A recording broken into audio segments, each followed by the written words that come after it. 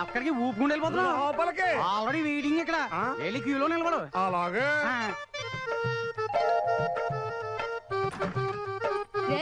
ఆపండ్రా పానకంలో పుడకల్లాగా ఈ వాయింపుకెళ్ళారు. మేం బయట మ్యూజిక్ వాయిస్తుంటే లోపల రికార్డింగ్ జరుగుతుందని అర్థం. వాయించకుండా కూర్చుంటే లోపల ఫ్రీ అని సిగ్నల్. నోరు ముయ్యండి. అదేం కాదు, నాకు సంగీతం అంటే ప్రాణం. ఖాళీగా ఉన్నప్పుడు నేర్చుకుందామని. మళ్ళీ ఎప్పుడు రమ్మంటావు? ఇప్పుడు చెరుకు తోట కొట్టగానే వచ్చేసావు కదా, ఈసారి అరటి తోట కొట్టంగానే వచ్చి. అలాగే bye bye. Hi Malleswari. Hi. పద పద. ఏంటా జోరు? వెయిటింగ్ లిస్ట్ లో నెక్స్ట్ నేనే కదా. నీరసంగా ఉంది, రెస్ట్ తీసుకోవాలి. రేపురా.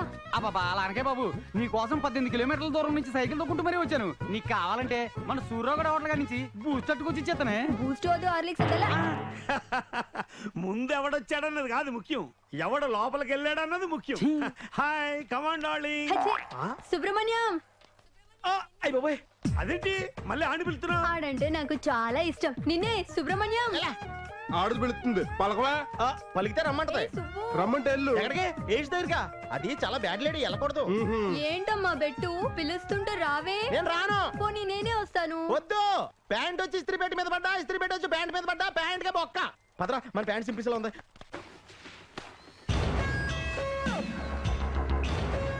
ఇదిగోండి మొత్తం 200 బస్తాలు.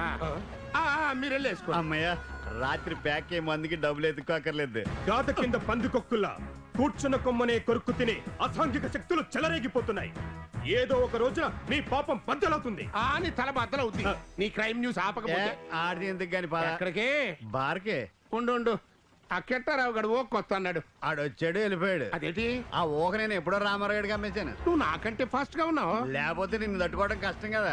ఏదో ఒక రోజున మీరిద్దరు కలిసి ఈ మిల్లు అమ్మేస్తారు. ఫ్యూచర్ కరెక్ట్ గా చెప్పావు, కాకపోతే దానికి ఇంకా టైం ఉంది. మా అక్క పోవాలి. మరే ఆవిడికి నిండు నూరేళ్ళు, అంత తొందరగా పోరు. అంత కరెక్ట్ గా ఎలా చెప్పగలిగావమ్మా? మాటల్లో వచ్చారు కాబట్టమ్మా. చల్ల ఏంటి దారి తెప్పిట్టు వస్తున్నాయి. మీ నొక్కుళ్ళు లీక్ అయి పీకలు నొక్కేయడానికి వస్తుందేమో. నువ్వు కాసేపు కరెంట్ పోయిందనుకో మ్యూట్ లో ఉండు. రా అమ్మా రా. ఏంటక్క ఈ సడన్ రైడింగ్? రైడింగ్ ఏంట్రా? విజిటింగ్ అనబోయి రైడింగ్ అన్నాడు అంతే. ఈ రోజు మీ బావగారి సంవత్సరికం. ఈ రోజు బావగారు పుట్టినరోజా? తెలిసింటే కేక్ అది కట్ చేసి జట్టోళ్ళకి అది పెట్టేవాళ్ళు. సంవత్సరికం అంటే పోయిన రోజు. తెలిసిందా అన్నయ్య? ఇది ఆయన దగ్గరుండి కట్టించిన మిల్లు. ఓసారి చూడాలనిపించి. ఈ అబ్బాయి తమ్మునిడోళ్ళ అబ్బాయి కదూ? అవునమ్మా. డిగ్రీ చదివాడు కదా, అందుకే కదా కూలి పని చేస్తున్నాడు. మాలా థమ్స్అప్ గడైతే దర్జాగా బతికేవాడు. కనకపు సింహాసనం మీద సునకాల్ని కూర్చోబెడితే విద్యావంతులంతా శ్రామికులవుతారు, థమ్స్అప్ గాళ్ళంతా పాలకులవుతారు. ఏడ్చేవాలే. నమస్కారం. అంత చదువుకుని ఈ పనేంటి బాబు? ఆ చదువు నాకు జ్ఞానాన్ని ఇచ్చింది కానీ ఉద్యోగాన్ని ఇవ్వలేదండి. నాన్న చనిపోయాక మావయ్యే కష్టపడి చదివించాడు. ఉద్యోగం కోసం ఎదురు చూస్తూ ఖాళీగా ఉండి మావయ్యకు బరువు కాకూడదని ఏదో ఇలా. చాలా మంచి పని చేస్తున్నావు బాబు. కష్టపడే గుణం ఉంటే ఏ రోజైనా పైకొస్తావు. వస్తానండి. చదువుకుని కూడా కూలి పని చేస్తున్నాడంటే నిజంగా కుర్రాన్ని మెచ్చుకోవాలన్నయ్య. కరెక్ట్ గా చెప్పారమ్మా.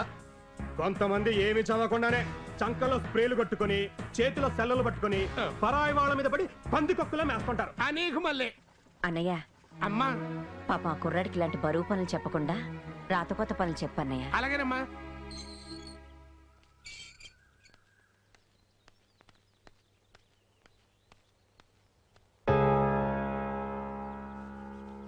ఏవయ్యా, హెడ్ మాస్టర్ గారింటికి తాళం వేసిందేంటి? ఇంట్లో ఎవరూ లేనప్పుడు తాళం వేయకపోతే తలుపులు బార్లా తెరిచి పెడతారా? ఎక్కడికి వెళ్ళారు? హాస్పిటల్కి.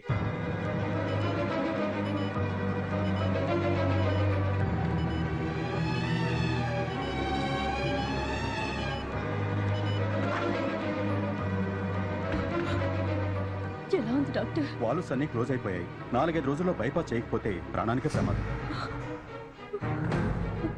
ఎంత అవుతుంది డాక్టర్? 2 లక్షల వరకు అవుతుంది. మీరు అమౌంట్ అరేంజ్ చేస్తే వెంటనే ఆపరేషన్ చేస్తాం.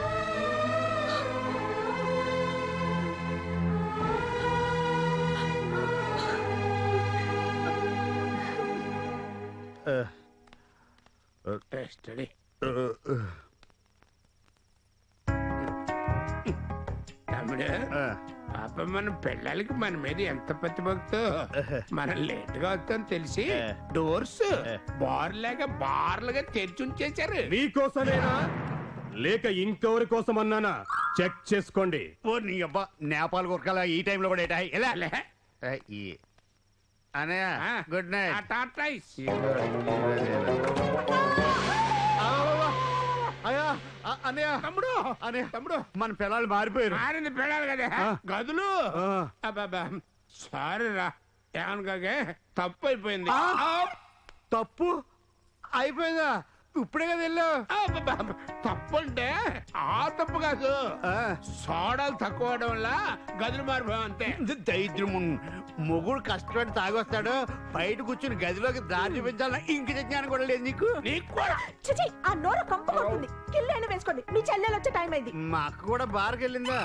వీరయ్య చౌదరి గారి ఇంటికి పెళ్లికి వెళ్ళిందండి. కర్మ రండి. పెళ్లి ఏర్పాట్లు బాగా చేశారు కదా. బాగా చేశారు. సుబ్బు బాగా పొద్దుపోయింది కదా, నువ్వు ఇంటికెళ్ళు. అలాగేనమ్మా. బాయ్ బాబు.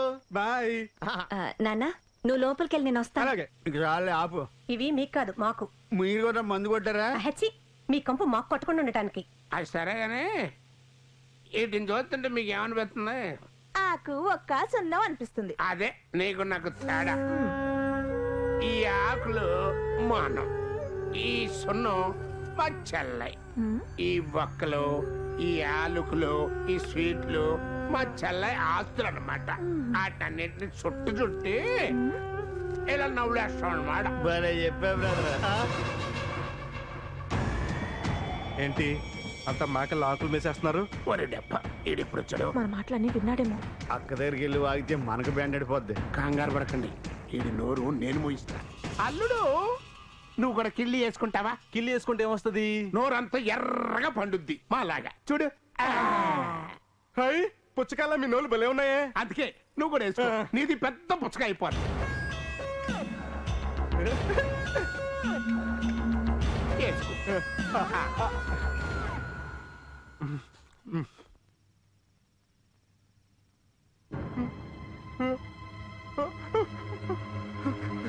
మంట! అమ్మా! అమ్మా! అమ్మా! మంట వస్తుంది! అమ్మా! మీరు వెళ్ళండి, రేపు మాట్లాడు. అలాగే. మంట! అమ్మా! ఏమన్నా ఏమైంది? ఇదిగో ఈ మధ్యలో లోట పోసుకుని బొక్కులు చూసాయి. బాబు యాపిల్ తిన. ఏమైంది? అది అది ఎంత చెప్పినా వినకుండా డబ్బాలో చునమంతా రాజేసుకుని పాప కిళ్ళి వేసుకున్నాడు. మీకు బుద్ధి ఉందా? ఇప్పుడే కదా ఇంట్లోకి వచ్చాడు, ఒక 5 నిమిషాలు చూసుకోలేరు? ఏదన్నా నోరు తెరు. ఏడోకన్నా తగ్గిపోతుంది. అయ్యో నోరంతా పొంగిపోయింది. గుంట్లో అప్పగించుకునేలా చూడకపోతే వెళ్ళి డాక్టర్ తీసుకురండి. డాక్టర్ ఇందా బార్ లో ఉన్నాడు కదా, అక్కడికి వెళ్దాం. అదే డాక్టర్ కోసం వెళ్ళి క్వార్టర్ కొట్టి రాకండి. Matter serious.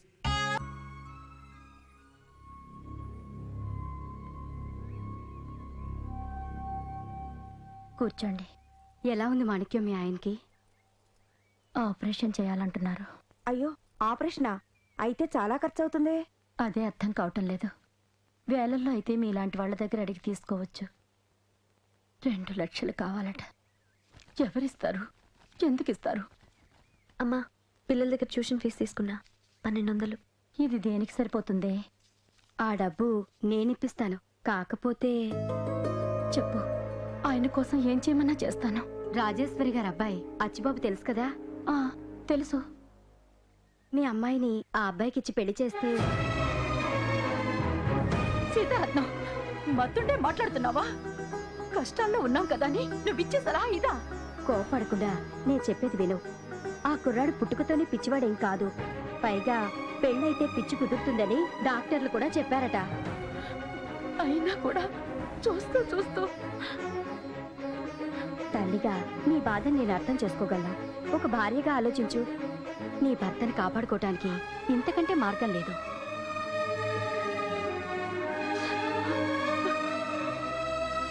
ముందు వెనక ఏమీ లేని మీకు ఇప్పటికిప్పుడు అంత డబ్బు ఎవరిస్తారు? ఒకవేళ ఇచ్చినా కూడా అప్పు తీర్చడానికి మీ జీవితం సరిపోదు.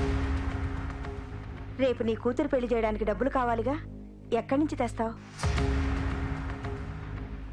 రాజేశ్వరి మంచి మనిషి. కోడల్ని కూతురులా చూసుకుంటుంది. నీ కూతురు అదృష్టం బాగుండి ఆ కుర్రాడికి పిచ్చి తగ్గిపోతే కోట్లకు వారసురాలవుతుంది.